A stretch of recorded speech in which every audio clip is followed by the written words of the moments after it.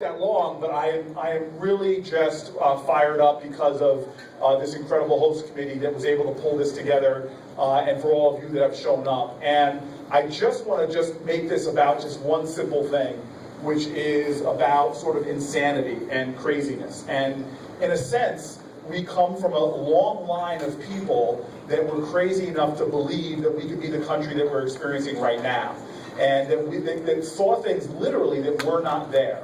Whether it was civil rights, whether it was workers' rights, whether it was technological advancements, whether it was the development of our nation, of our cities, whether it was any sphere of human endeavor. When the first people stepped out to believe something like that, they had to have somebody look at them and say, "You're crazy," or in modern parlance, "Yo, man, you're cray." So I started my journey in that with this great test to see if this is really a great way of living. I always say it's an experiential, longitudinal study, which is just my life and living, but can I jump in and do things that are my wildest dreams and hopes? And fantasies, not for myself personally, but for the communities in which I live? Can I dive out there and see what happens? And what's exciting to me about the host committee that came together is that there's this old saying that the definition of faith is that when you come to the end of all the light you know, when you're about to step into the darkness, faith is knowing one of two things is going to happen. Either you find solid ground underneath you, or the universe sends you people who will teach you how to fly. And so when I was in law school, I had this crazy ambition that I was going to be a part of a revolution of change in an American city that many people just disregarded, disrespected, or played dissed. And I jumped into Newark, New Jersey. And I'm telling you, it was my first month there, I thought my idealism was a few steps ahead of my sanity, because in my first month there, I was overwhelmed by a lot of the challenges that I encountered. My first shooting ever that I witnessed with my own eyes, a body that was found dead on my street corner, our narcotics trade, they traded pharmaceutical products on that street in the way they could put Rite Aid to shame. It was very dramatic.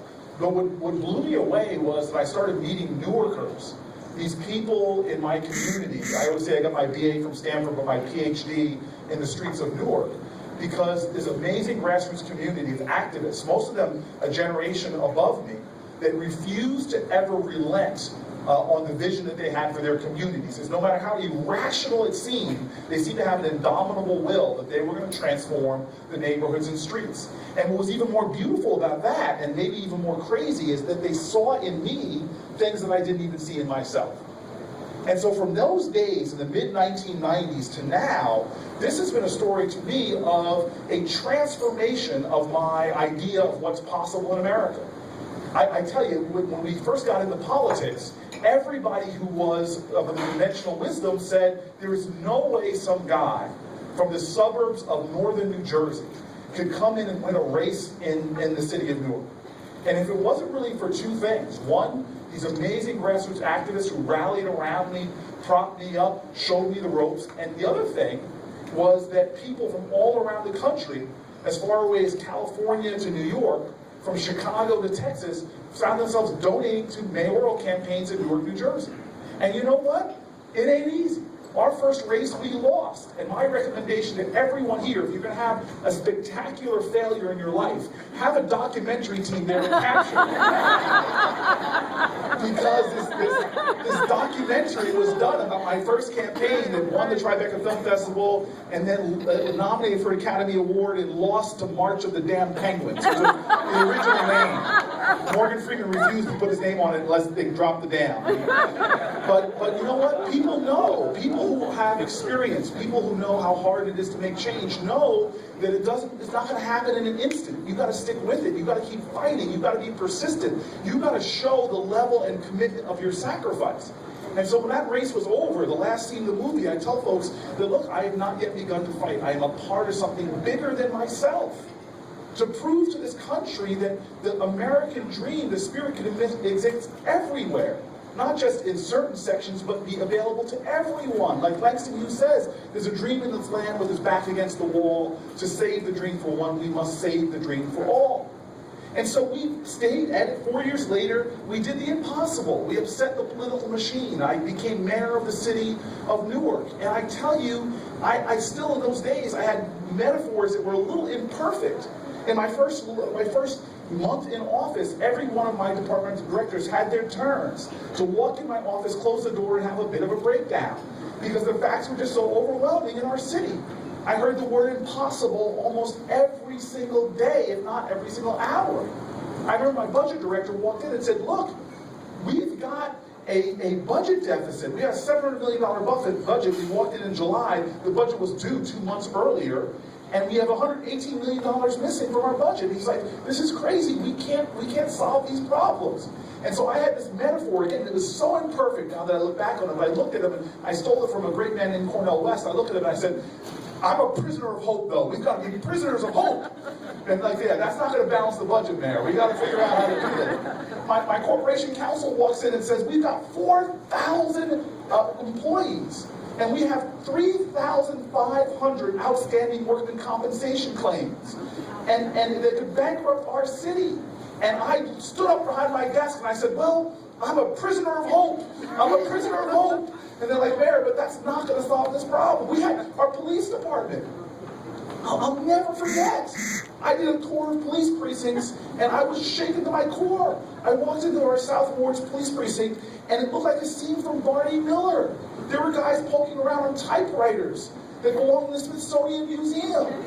And I remember my police director sitting with me and saying, look, we've got union contracts that make no sense. There are detectives in our gang task force that are working Monday through Friday, 9 to 5. Now, I don't know about Chicago, but the gangs in Newark don't work 9 to 5. And so I tell you, I told people that I was a prisoner of hope, and I said the other thing is, look, it's just not hope, it's just not a slogan. I said, what really hope is it means that we are going to act as if we're going to win. We're going to start finding solutions and imagination. Because if we surrender to cynicism, amidst all the darkness, we're going to fail to perceive the glimmers of hope that actually exist and the creativity that we can bring to these problems. And we brought creativity. The first thing we said is, look, we're going to have to manage this institution a lot better. We're going to have to set up management systems, but we're going to have to go all around the city, meet with every sector. We're going to have to bring our city together to do the things that others aren't doing, because it's the only way to get results that others aren't getting. And if we keep sitting back and just cursing the darkness, if everybody just keeps pointing fingers of blame and not taking responsibility, nothing is going to change. And so we went out there and pulled sector after sector from clergy leaders. I locked the clergy leaders in a hotel and I said, we're going to fast and pray. Nobody's sneaking any McDonald's up in here. We're going to fast and pray on this issue. I brought all the people together in the philanthropic committee and said, look, we're going to start coordinating our action. I'll never forget when somebody said, this is the first time we all sat together and talked about common goals, talked about common aspirations. I didn't care if you were on the left or on the right. We went into New York and met with the right-leaning Manhattan Institute. Brought them to sit together with grassroots activists who could not even say the word Republican without a physical reaction. Oh, Cory, don't make me say it. I'll sit down with them. But don't make me say it. And before you knew it, we started making progress. One step after another, things that other people said was impossible started happening.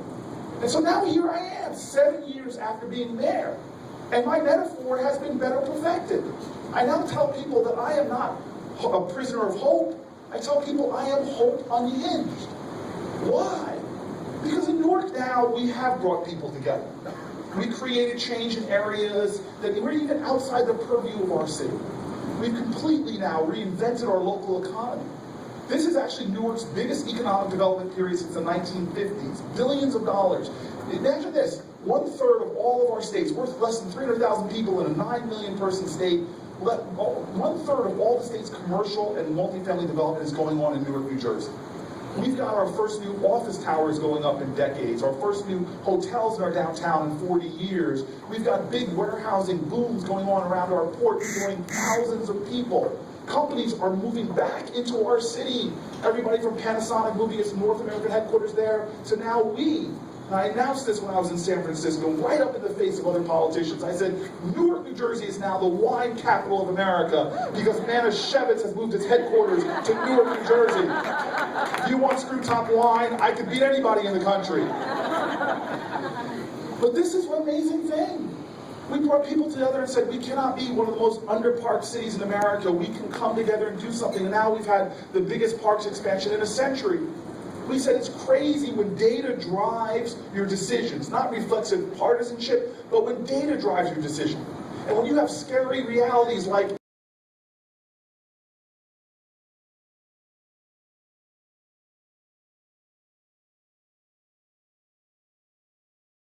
what's happening with crime, this is not something we're going to arrest our way out of. We've got to empower people to succeed, because by the time they're ready to commit that crime, we've already failed. And now we're just cleaning up the mess of our failure to engage. And so we said, on every bit of the criminal justice spectrum, we're going to engage. We became New Jersey's first city to do real court reform. Everything from youth courts and drug courts and veterans courts. We created reentry programs, the first office of reentry attacking this issue, lowering recidivism rates 40% for people who participated. Some of our programs took the recidivism rate from 62% down to 7%. We said we've got to create education for our kids. We cannot tolerate failure, especially in schools that bear names like Martin Luther King and Malcolm X. This is ridiculous. And so we brought the best innovators from around the country in to do everything from expanding school days to bringing in technology to empowering teachers. And so now in Newark, even in our own house, we went from a city in budget debt and deficit, now a growing tax base, literally spending less money now than when I came in. And I say all this because, to me, it's gotten me charged up.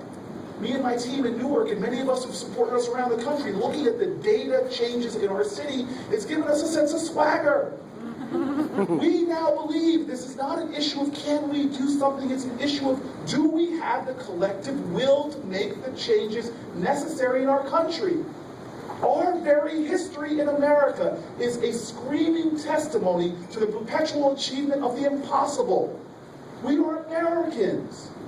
We've proven time and time again that there's no limits to our capacity if we have the audacity. And the problem is that so many of us are getting caught up in a state of what I call sedentary agitation, just sitting back so upset about the world but not engaging and changing. And so as a mayor, and I connect with mayors all around the country, learning from them and trying to share one or two nuggets of my own. I tell you, Mayor Bloomberg, who now assembles mayors from all around the country for fighting against illegal guns, dealing with infrastructure investment, all of these things that our mayors are being pulled together. And by the way, Mayor Bloomberg gave me my best political advice for any aspirants in the room. He said, Cory, before you become a mayor, become a billionaire. And I tell you, it's incredibly true. But as I'm sitting there with Mayor Bloomberg, and talking with other mayors about the issues that we're fighting against, climate change, infrastructure investment, legal guns, I start to realize that so many of these things we're fighting because on the federal level, we're failing to make the change that's necessary. We're fighting at the local level, trying to get people in Washington to do the right thing. And when I started talking about Washington, I heard the same things people were saying about Washington that they were saying about Newark. This is a broken system.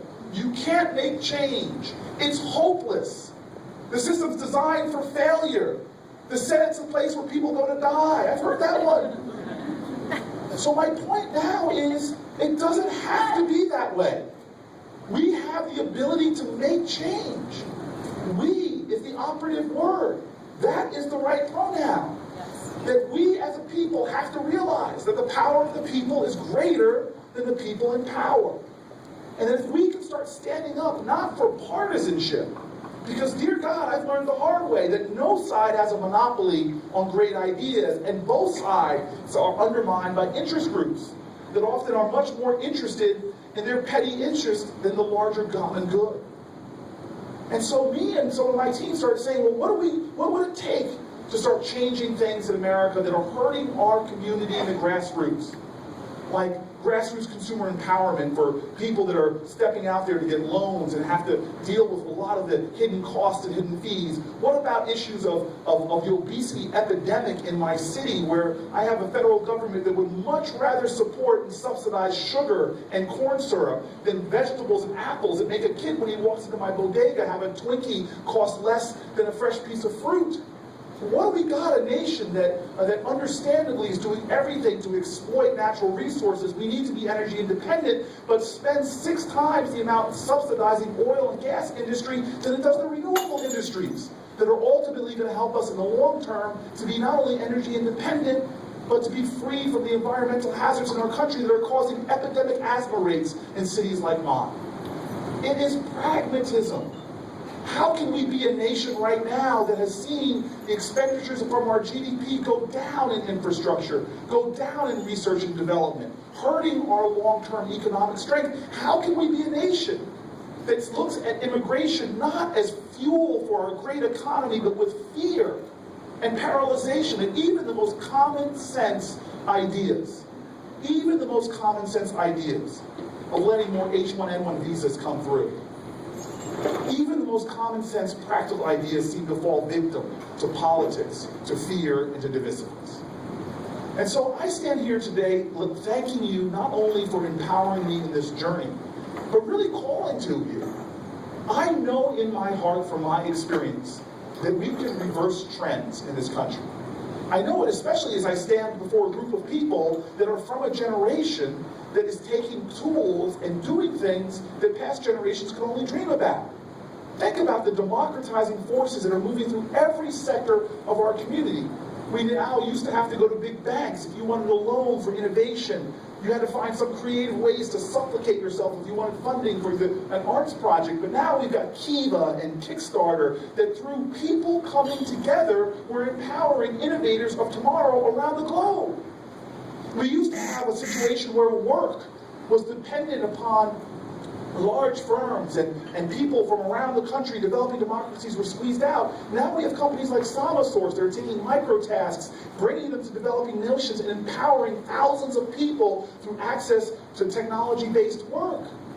We used to have a situation where people had all kind of latent economic potential but no way of liberating it. Now we have collaborative consumption companies like Uber and Kiva and Lyft that are helping people liberate their economic potential. Education at the highest institutions used to be the purview of the rich or the privileged or the fortunate. Now you have places like my alma mater, Stanford, putting classes online, and people in developing nations not only are taking the classes, but outscoring people in other areas. Stanford students themselves. This is the power that we're showing, but my frustration is where democratization is happening everywhere, the one area that's most urgently needed is our democracy. At the local level, I'm thrilled. I'm talking to mayors from San Francisco to New York on how we're using technology to change the hierarchy of government, where we just have to appeal to the people in power for services and the like, and switching on its side, turning it into collaborative government, creating more transparency, more of a cooperative environment. Forget e-government, we're creating we-government.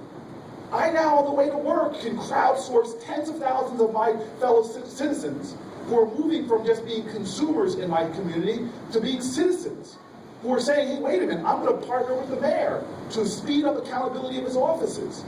We now measure the fixing of potholes not by weeks, but by hours, not only because of internal management work, but also because my residents are taking pictures of potholes and letting us know about it before my department engineer would ever find them out.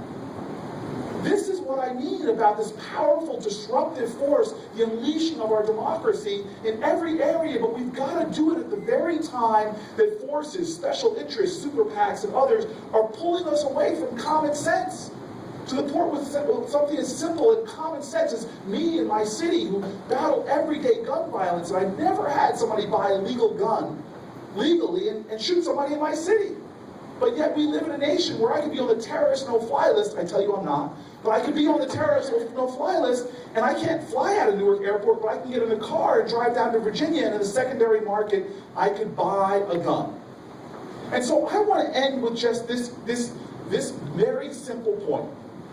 My hope is that we can disrupt the Senate, that we can hack the way it's done, and we can return our government more and more to our community.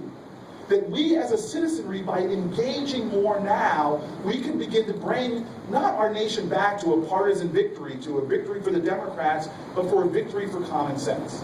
And I want to end with the funny story of just one way we took on powers that be in Newark, New Jersey, by using technology, by changing things and the status quo. And it all goes back to the assault on Newark's reputation by a late-night talk show host named Conan O'Brien. And I know he's in favor now. He just gave the White House Correspondents' speech and all of that. But back in the day, and you guys know this living in Chicago, late-night talk show hosts would always kick cities in the gut. Detroit, Cincinnati, we'd be punchlines. And I remember how frustrating it was, because all America usually do was write an angry letter and it would be read by somebody's intern's intern, or call a press conference and nobody cared, and only channel 452 would show up, for crying out loud. The ones that do all the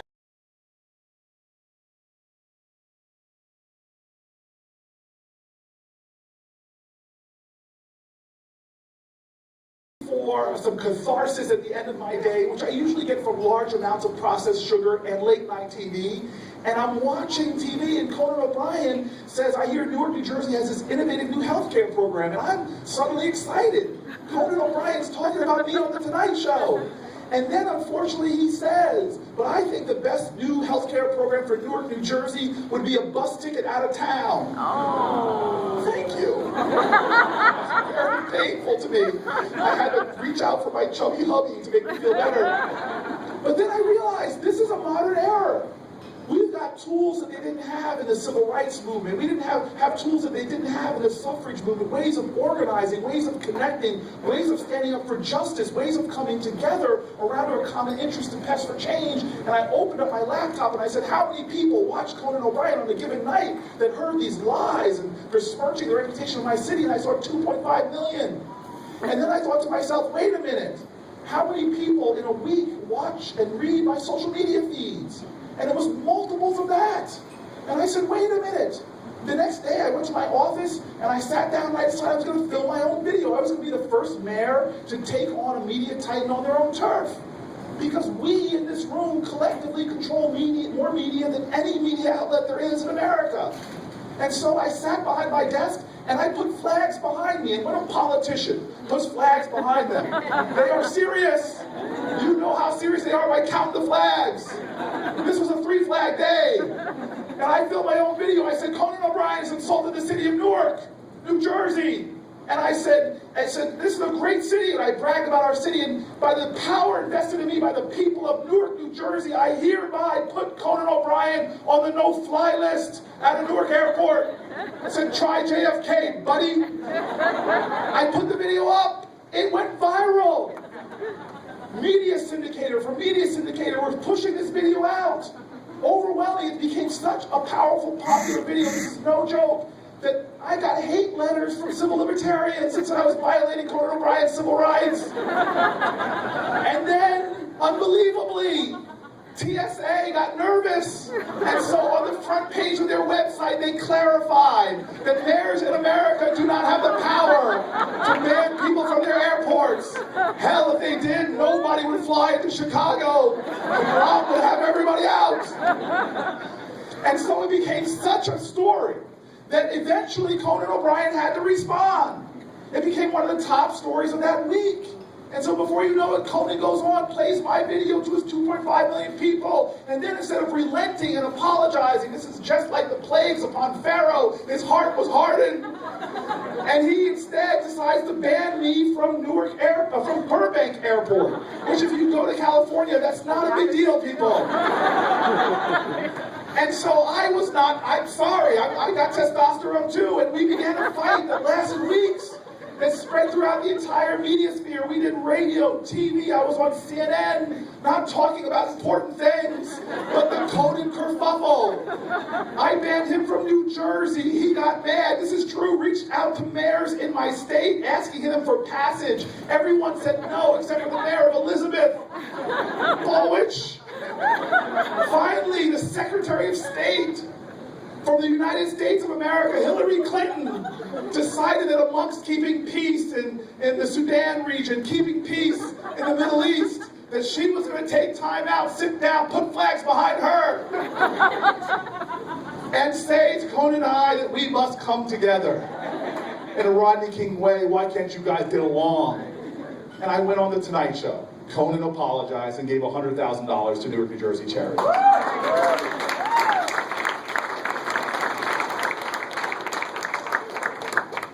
I say that in a funny way, but in all seriousness, this is what we have. We in this room, we and our friends and our communities have so much power. Alice Walker says it so simply. She says, the most common way people give up their power is not realizing they have it in the first place. Look around our country. We do not have to accept poverty that locks people in to realities where they can never manifest their genius. We do not have to be the first generation of Americans that has kids with lower literacy rates, less social mobility, higher obesity rates, higher healthcare costs. That does not have to be our destiny. We are headed in that direction, but we have a power to change that. Working in Newark for the last decade has shown me we do not have to surrender to circumstance. We do not have to surrender to cynicism. If we have the will, if we have the conviction, if we have an indomitable spirit, there's nothing we can't do. And so today, as I stand here in Chicago, as I prepare for a Senate run, I do not want it to be about one person's election. It has to be yet part of another step in a longer journey that we're all a part of, in which we take our nation, our great country with its glorious history, and become active architects of our destiny. That we right the wrongs that still exist. That we elevate the promise and the hope of our nation, making it accessible for every single person. And that we can truly be the generation of Americans that when we stand up and say those 5 words from that profound pledge, liberty and justice for all, that is not just aspirational, that we are the generation, through our innovation, through our technology, through our convictions, and through our sense of community, creating it where it still needs to be created, that we are the generation that makes those words real. Thank you very much.